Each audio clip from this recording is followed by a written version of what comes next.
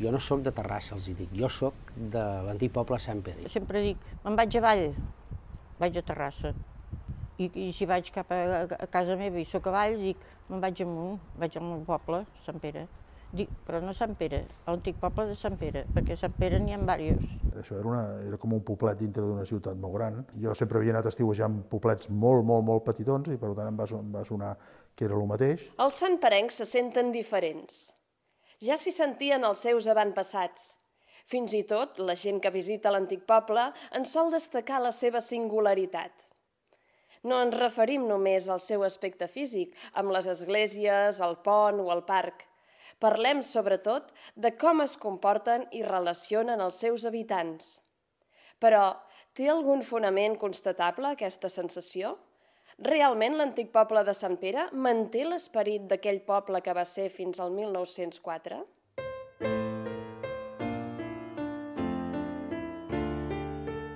El nucli urbà, del que serà més tard el poble de Sant Pere, té el seu origen al segle XVI, però els primers assentaments humans en aquest indret els hem de cercar a l'època dels ibers. Vivien en nuclis dispersos. Tot i així, hi ha prou evidències per pensar que van formar un nucli més important, que estaria situat al Pla de Sant Pere, on s'han trobat diverses restes d'habitatges i àmfores. Amb l'arribada dels romans, els nuclis habitats es van consolidar. També van construir una petita ciutat, anomenada Ègara.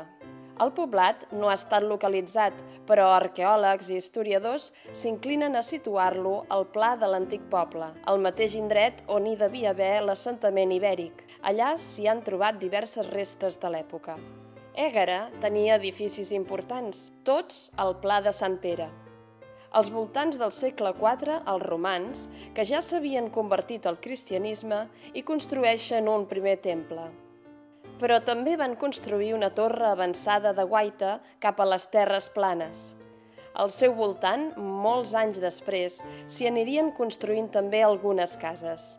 Després de les invasions bàrbares i la dominació visigòtica, Ègara va esdevenir la seu d'un nou bisbat. Això va requerir l'ampliació de l'església existent i la construcció de noves edificacions religioses. Va arribar a tenir un conjunt catedralici impressionant, amb una basílica de la mateixa capacitat que la de Tarragona.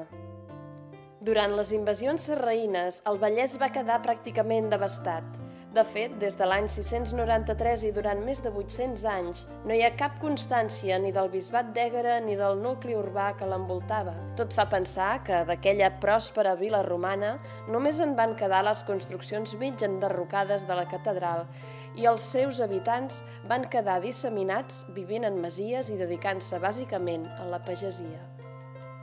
Durant la Reconquesta es van reconstruir les restes de la Torre de Guaita i al seu voltant s'hi van construir muralles de protecció.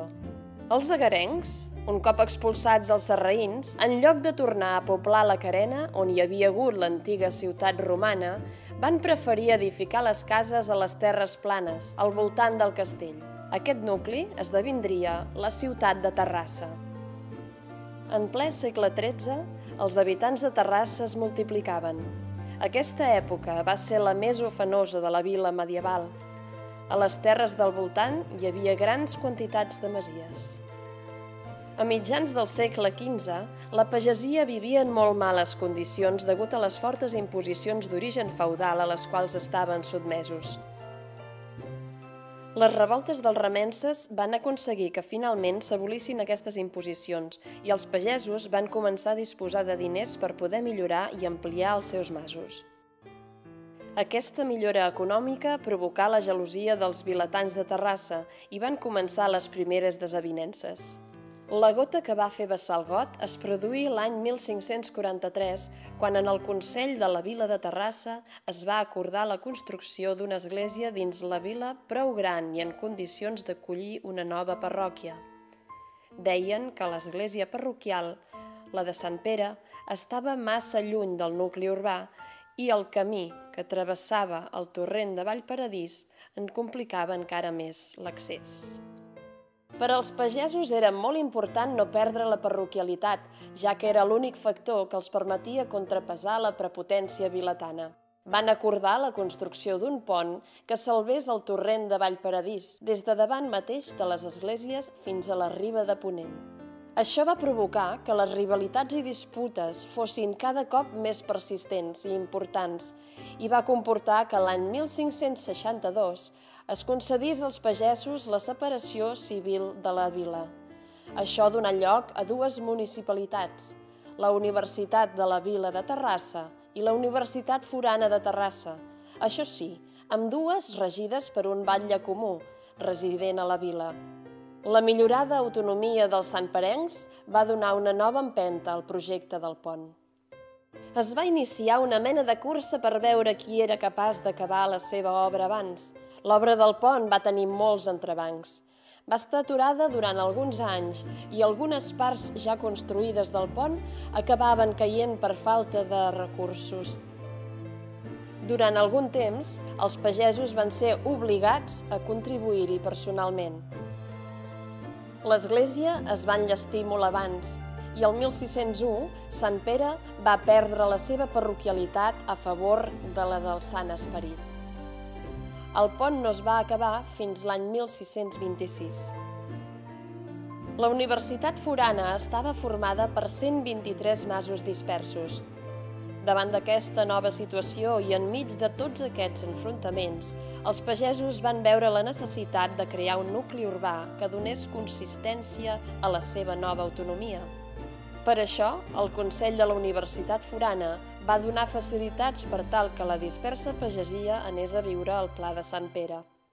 El 1574 s'hi construïen les primeres cases i 60 anys després, el 1637, el carrer Major ja en tenia 23. Un dels fets que va facilitar la construcció de cases al Pla de Sant Pere era que hi passaven diverses vetes d'aigua que podien abastir els habitatges i els horts. I es dona el cas aquest que hi ha dues vetes que baixen per cada banda i cada casa té un pou. I l'aigua que va baixant per aquestes vetes al final acaba sortint per una font. Però la nova divisió, en dues universitats, no va aconseguir resoldre els conflictes. L'aversió, l'odi i la rancúnia van anar a més. Mentre la vila s'anava consolidant com a nucli urbà, la part forana es mantenia com a rural. Els conflictes tot sovint necessitaven ser portats davant del batlle comú. Però, segons sembla, el batlle no sempre es comportava d'una manera prou imparcial. Per això, els pagesos volien la independència total de la vila. La van perseguir durant més de 2 segles i, finalment, el 7 d'agost de 1800, Sant Pere va aconseguir separar-se completament de Terrassa, convertint-se així en el poble de Sant Pere de Terrassa. La divisió fou feta d'una manera un tant insòlita. Sobre aquesta imatge actual hi podem veure l'extensió de cases dels nuclis urbans del poble de Sant Pere, la vila de Terrassa, Sabadell i les diferents parròquies que formaven part del terme de Sant Pere a començaments del segle XIX. Així va quedar el terme de Terrassa.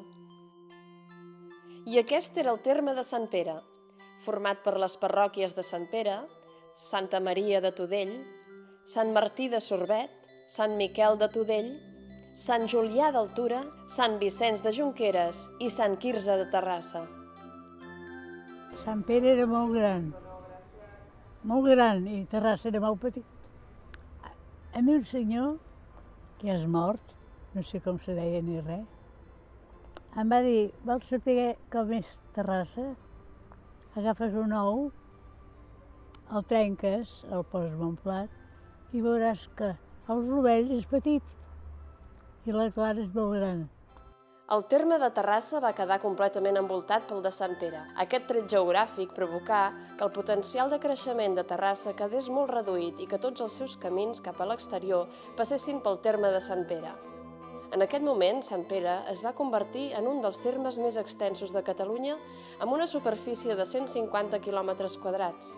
Per fer-se una idea més clara de la seva magnitud, cal adonar-se que arribava fins a l'actual Matadepera, Castellà i Sentmenat al nord, Sabadell a l'est, Bellaterra, Rubí i Ullastrell al sud i Viladecavalls, Vacarisses i Rellinars a l'oest. La creació del poble de Sant Pere pretenia resoldre els eterns conflictes amb els municipis veïns, però malauradament això no va ser així, i aquests van continuar. Fins i tot van fer-se més acusats. Terrassa intentava una i una altra vegada aconseguir l'annexió del terme de Sant Pere, però els santperencs no cedien i mantenien el seu terme unit. El 1830, Terrassa va guanyar una primera batalla i es va annexionar una part del terme anomenada la Quadra de Vallparadís. El pont de Sant Pere es convertia en un constant anar i venir de gent, els santperencs per anar a treballar a Terrassa i aquests per anar a comprar queviures a Sant Pere. Això era propiciat pel fet que els impostos eren més baixos a Sant Pere i els proveïments que s'hi venien eren més barats. Aquí era més barat tot, la carn, les botifarres. Per tant, com que aquí venien a comprar aquí i deixaven els diners aquí, i després anaven a treballar a Terrassa i els diners que cobraven de la nòmina la pujaven cap aquí, vull dir, això a Terrassa no els hi va agradar. I van haver que posar els brots, un brot aquí al pont. També la barriada santperenca de la Creu Alta patia el mateix problema. En aquest cas, els conflictes encara van ser més importants, arribant fins a la insubordinació civil i el repetit incendi de les casetes de Borots. Per últim, la creixent terrassa industrial necessitava cada vegada més abastament d'aigua. Els terrassencs veien com a solució a aquesta necessitat la construcció de mines d'aigua que recollissin els corrents subterranis. Una bona part d'aquests corrents passaven pel terme de Sant Pere i els santperencs s'oposaven a desviar-los cap a Terrassa. El 1829, el poble de Sant Pere de Terrassa tenia 2.505 habitants i els seus nuclis urbans principals eren Sant Pere, Sant Quirze i Sant Vicenç. Terrassa i Sabadell no van parar de fer gestions i pressions a tots nivells per aconseguir els seus propòsits, però Sant Pere va aconseguir un cop i un altre aturar aquestes temptatives. Però els interessos que van portar a Sant Pere al seu final com a poble no van ser només territorials. L'any 1903, dos polítics molt influents, ideològicament ben allunyats, es van posar d'acord per iniciar un procés que acabaria fent desaparèixer el poble de Sant Pere. Els dos els movien sobretot les seves aspiracions polítiques personals. El dia 5 d'abril de 1904, el rei Alfons XIII signava la llei d'agregació i l'endemà es publicava a la Gaceta de Madrid. El dia 11 de juliol del mateix any es reunia, per últim cop, el ple de l'Ajuntament de Sant Pere i es procedia a la seva dissolució. La majoria del terme passà a Terrassa, mentre que a Sabadell li correspongueren les parròquies de Sant Vicenç de Junqueres i gran part de la de Sant Julià d'Altura. Com es pot suposar, no es va tractar d'una annexió amistosa. Els enfrontaments i disputes havien durat segles i els conflictes, per motius diversos, no es van acabar aquí. És lògic entendre que davant aquest historial de desavinences, els habitants de Sant Pere no es sentissin massa propers als de Terrassa. A més, físicament, el nou barri de Terrassa es mantenia completament diferenciat. Els torrents marcaven els límits a sud, est i oest. Al nord, la via del tren. A més, a pocs metres de les cases ja tot eren camps. Per tant, van passar molts anys fins que el nucli urbà de Sant Pere no quedés realment engolit per Terrassa. Només hi havia alguna casa de pagès, com era Can Gurs, era la carretera de Matadepera, però res més. I a Can Molló, que hi ha cases ara, però llavors cases de pagès, tot. Allà a Can Garriga era del cantó de la via, el carrer que van obrir, i cap allà hi havia molts horts. Mica en mica van anar apareixent cases al voltant de la carretera de Matadepera i es va fer més fàcil el pas cap al nord. Progressivament, la vida social, comercial i cultural al nucli de l'antic poble va anar traslladant-se a altres zones de la potent ciutat de Terrassa. A la segona meitat del segle XX, com a conseqüència de la inauguració del Mercat de Dalt al carrer Ample l'any 1928, l'expansió urbanística del barri de Sant Pere va ser més important i els seus petits nuclis de cases que s'havien anat formant a diversos indrets van acabar unint-se i configurant un aspecte de veritable barri. Tot i així, durant molts anys, les cases i l'entorn del que havia estat el poble de Sant Pere van continuar sent totalment rurals. L'aspecte dels carrers pràcticament no va canviar fins que el 1957 no es va començar el procés d'urbanització i empedrat dels carrers. El comportament dels seus habitants també va continuar sent molt propi de l'ambient rural.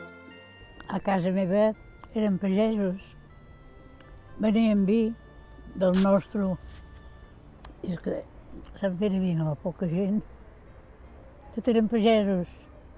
El meu avi tenia una vinya aquí a Torrebonica i a mi em feia molta gràcia tenir un cavall i això era un diumenge, em llevava d'hora i anava cap a la vinya amb el meu avi.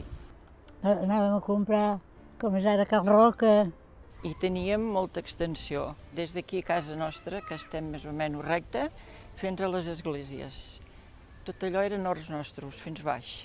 El que anàvem més lluny era la plaça de la Creu, que hi havia la carnisseria. Els nostres berenars eren a la font del tintorer, que deien. Plegàvem de col·legi, a casa ens donaven unes llesques de pa i una miqueta de xocolata, i anàvem a berenar a la font del tintorer.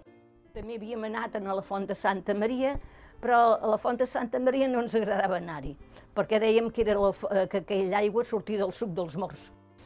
A mi el que m'ha marcat molt és el que fèiem els vespres de l'estiu. Sortíem al carrer quasi tots els veïns amb cadires i tota la canalla per allà al carrer jugant, a cucamegar, a la pesta. La gent seguia fent la vida bàsicament al nucli antic. En molts aspectes eren autosuficients. Els límits físics, marcats pels torrents i la via, eren molt evidents. Travessar el carrer era sortir del poble.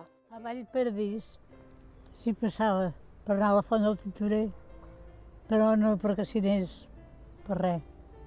No era com ara, era als afores. Com que era un carrer, com ara, que estava encaixonat exactament entre una part del torrent i l'altra, i a tocar de les esglésies, ja teníem aquella cosa, la gent del carrer, de que era una part molt especial de Terrassa. Travessar el pont, o si me n'anava, ja entrava a Terrassa, si venia, entrava a Sant Pere. Però mica en mica, la part nova, la que va créixer més enllà de la placeta de la Creu, va anar guanyant habitants i, per tant, protagonisme. A més, el món rural era considerat un vestigi del passat que calia anar abandonant. La convivència entre el món rural i l'urbà, a més, no era gens fàcil. La gent s'estimava més anar a la fàbrica que anar a treballar a la terra. No els agradava gaire tenir hort.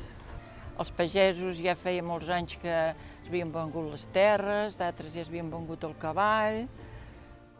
Aquesta feixa tan gran que hi feia les patates, que tenien patates per tot l'any, quan van estar a punt de collir-les, una nit, no sé quanta gent devia venir, i les van collir i se les van endur totes. En temps del Vall Honrat volien esplanar, fer més ampla la plaça. Va treure la masia catalana i va eixamplar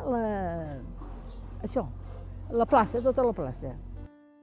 Cada cop quedava més lluny el temps que Sant Pere havia estat un poble.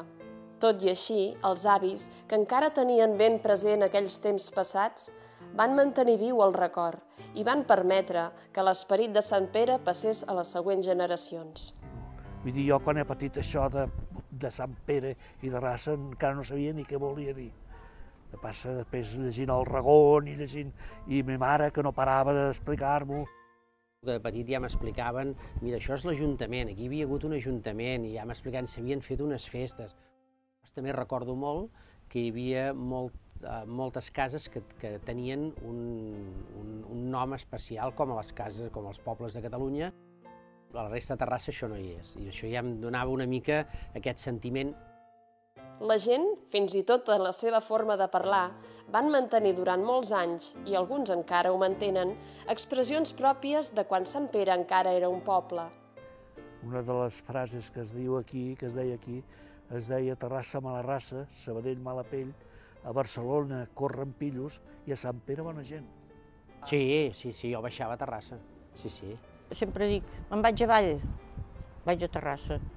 Jo crec que aquí era un nucli molt més tancat, no? Vull dir, tothom es coneixia, tenia molt clar que eren Sant Pere i que baixaven a Terrassa a fer les seves gestions. Les esglésies de Sant Pere van tenir un paper important en la persistència de la percepció de singularitat.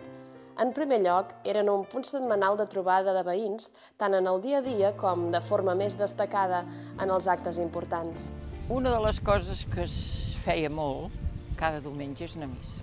Es feia gràcia perquè teníem un vestit de cada dia i un pels diumenges. El diumenge ens posàvem el vestit nou i ens anàvem cap a missa. I això, doncs, esclar, era com una festa, ja. Però, a més, la rellevància històrica i monumental del que actualment coneixem com la Seu d'Ègara ha facilitat que els santperencs s'hagin sentit diferents a la resta d'habitants de Terrassa pel sol fet de viure al costat de les esglésies. Molts santperencs, tot i que són conscients que aquest és un patrimoni de tota la ciutat, se senten les esglésies com a seves.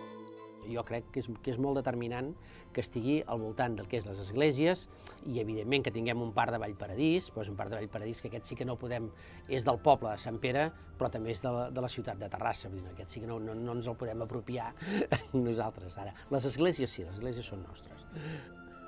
Tot i que, mica en mica, es va anar perdent, Sant Pere tenia molts comerços on principalment hi compraven els santperencs. Aquest també era un punt de relació amb els veïns. El carrer Major de Sant Pere, durant els anys 50, era un Carrefour, perquè a cada casa hi havia una tenda. Vull dir, i n'hi havia una que era emblemàtica, que era Cal Anglada. Que allà hi havia de tot. Allà veníem d'allò, fuet, pernil, pintures, serradures, bueno, allà hi trobaves de tot. Sí, jo crec que el fet d'estar, que era una cosa més familiar, jo crec que ens unia més. Un altre punt de trobada era el Comú.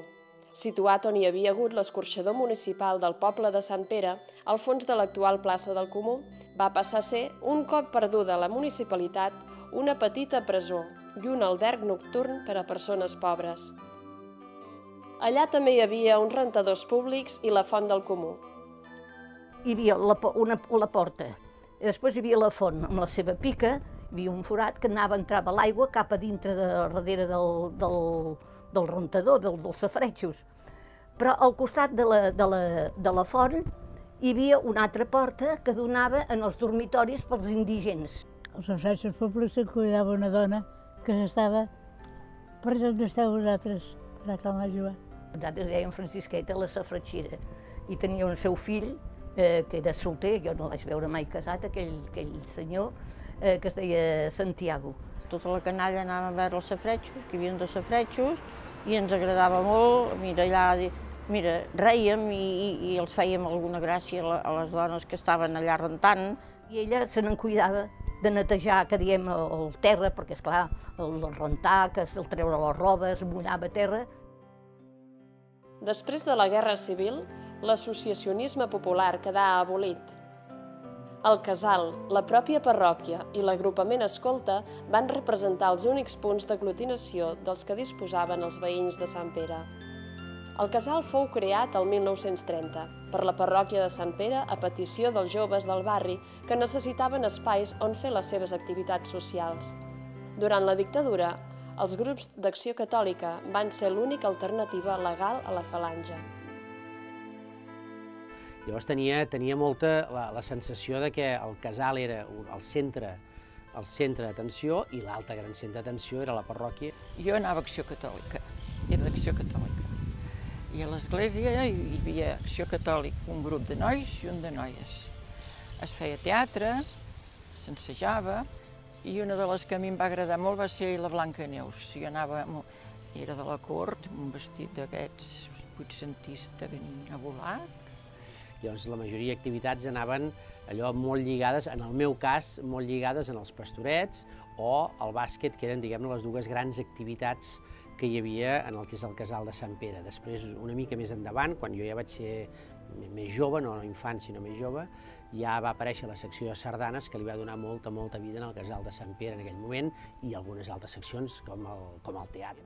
Jo vaig pertànyer a l'agrupament Mossèn Oms, que va ser el que es va fundar aquí a la parròquia de Sant Pere. Els agrupaments escoltes es fundaven sempre en aquella època, es van fundar tots a partir de parròquies. Anaven vinculats a parròquies perquè era la manera de que el règim de Franco deixés que aquest tipus de moviments es desenvolupessin, perquè si no, diguem-ne, no els tenien prou controlats. A l'empara de l'Església creien que els tenien prou controlats. No era així, però el règim de Franco s'ho pensava. Un altre factor important per la pervivència de l'esperit santperenc ha estat, sens dubte, la continuació de la celebració de les festes pròpies del poble de Sant Pere. Després de l'agregació el 1904, la festa major es va deixar de fer durant 2 anys i es va traslladar a la Pasqua de Pentecostès. Durant el primer terç del segle XX, els seus actes més destacats i esperats es feien a l'envelat que es muntava a la plaça de l'Església. Com van treure l'envelat de davant de casa, perquè pedregava i feia tot malbé, van a fer allà. I allà hi havia l'all de Cala Laia. Progressivament, cada entitat social i agrupació va començar a organitzar un ball en el seu propi local social i, degut a les desavinences polítiques entre elles, cada cop les festes eren menys lluïdes. El moment econòmic tampoc no permetia grans despeses. Després de la Guerra Civil, diverses associacions capitanejades pel Casal de Sant Pere van continuar organitzant-la fins a principis dels 70. A mesura que el barri anava creixent pel nord, els actes de la festa major també anaven ocupant els espais de la part nova. Va continuar l'esprit de poble perquè quan va ser la festa major la gent s'hi van agafar i van continuar fent la festa major del poble de Sant Pere. Però ja era un barri i per això la festa major de l'antic poble és molt diferent de les altres festes majors que es fan a tot arreu. Pensa que va ser la primera festa major que es va fer de barri. Es va fer un casament vuitcentista i em va fer gràcia perquè, esclar, els nuvis eren d'aquí al carrer, molt més grans que jo. I un era el de Cal Anglada, una altra noia que es deia Roser d'Enfrenta, i anaven vestits blancs i amb unes mules, molta gent ataviada.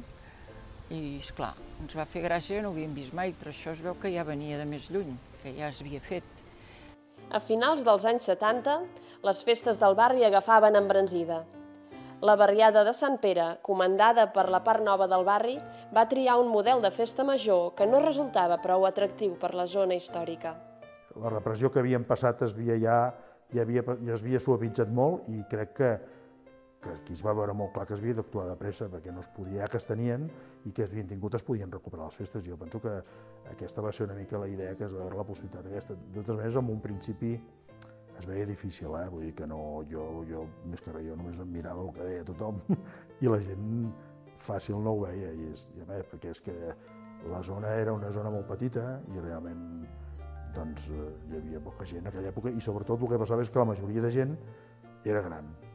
L'any 1980, els veïns de la part històrica es van plantejar la conveniència d'organitzar les seves pròpies festes. Es va fer una reunió, jo recordo aquí en el casal. En aquesta reunió van aparèixer realment i va acudir molta gent d'aquí del carrer. I jo va ser una mica la presentació oficial amb tothom, perquè jo molta gent no els coneixia, també t'ho he de dir. Vam recuperar les festes i jo també em va fer molta il·lusió, perquè era una cosa que es feia anys que no es feia i era una cosa nostra, de l'antic poble.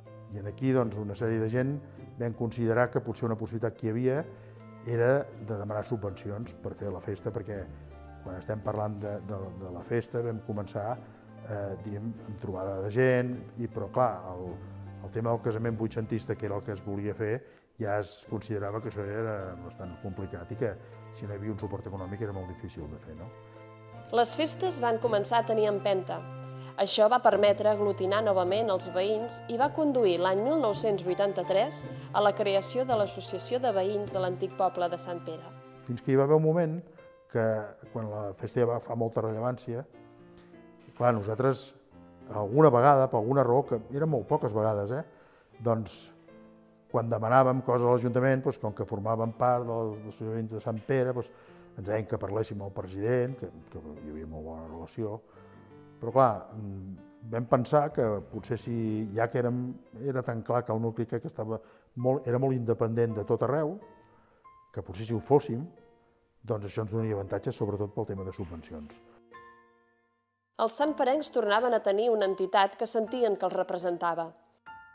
Els nouvinguts trobaven en les festes una manera natural d'integrar-se amb els santperencs de Socarrel. La recuperació de les festes i la creació de l'Associació de Veïns, entre altres factors, permeteren tornar a fer visible, després d'uns quants decennis, la peculiar identitat d'aquesta part de Terrassa. Jo crec que sí, que existeix l'esperit de poble. Viscut d'una altra manera, evidentment. Vull dir, estem en una societat que ja no té res a veure amb la societat dels antics pobles que ens podem imaginar, però jo crec que sí, que s'ha aconseguit arrelar l'esperit de poble totalment. Sí. Encara hi és. Els antics que hi som, el continuem, i sembla que els que entren ara també es volen una mica agregar amb nosaltres. Jo auguro que realment aquesta nova gent que està venint, amb un plaç com a molt de 8 o 10 anys, tornaran a fer pujar a la festa als nivells que havia estat abans. I jo cada vegada més penso que la festa és important que continuï, perquè és el que farà que tothom es acabi de relacionar bé i tingui aquesta... I la gent és diferent, perquè la relació aquí ara és molt diferent, cadascú està a casa seva, vull dir, no... Però bé, és la manera moderna de relacionar-se amb la gent ara, que de totes maneres jo he de dir que un dels problemes que té en aquests moments la societat és això, precisament, que relaciona poc i que, per el que diuen els sociòlegs i la gent que hi entén, es va per aquí, que cada vegada la gent es relacionarà menys, les noves tecnologies fan que la gent es relacioni menys. Bé, jo encara penso que potser això de la festa ens ajudarà a que això sigui diferent, i si ho logrem, jo penso que serà un èxit i que serem una mica l'exemple del que han de ser les ciutats que cada vegada més costa que passi.